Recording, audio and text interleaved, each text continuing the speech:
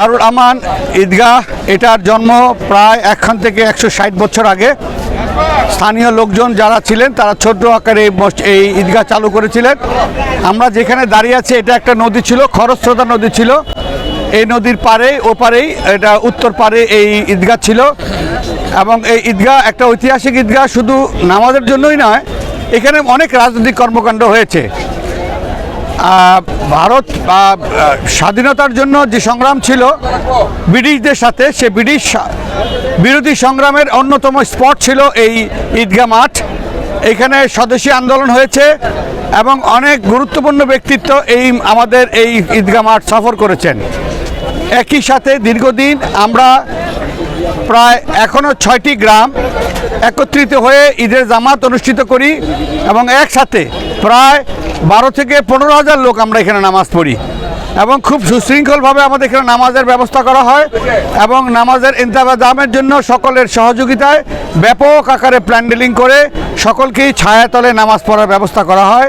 এবং নিচে আপনারা দেখতে পাচ্ছেন যে আমাদের পুরাটাই ঢালাই করা আছে এবং আগামীতে সামান্য একটু বাকি আছে, ওটাও আমরা করে ফেলবো। দিন যতই যাচ্ছে, বৃষ্টির দিনে ঈদের সময় আসতেছে, কাজেই সেটা মাথায় রেখে আমরা দ্রুত গতিতে আমাদের বাদবাকি কাজগুলি সম্পন্ন করব। এলাকার সকল মুরব্বী সকলের দোয়ায় এবং সকল যুব সমাজের সহযোগিতায় আমরা এই প্রতিষ্ঠানটাকে একটা বিশাল আকার ধারণ করতে পেরেছি। আশা করি যে ব্রাহ্মণবাড়িয়াতে যতগুলি বড় বড় ঈদগাহ আছে তার মধ্যে অন্যতম প্রধান ঈদগাহ হচ্ছে এই দারুল আমান ঈদগাহ।